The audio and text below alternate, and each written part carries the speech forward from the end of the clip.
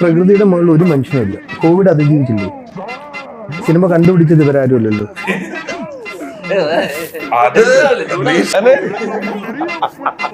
ഒരു സെക്കൻഡ്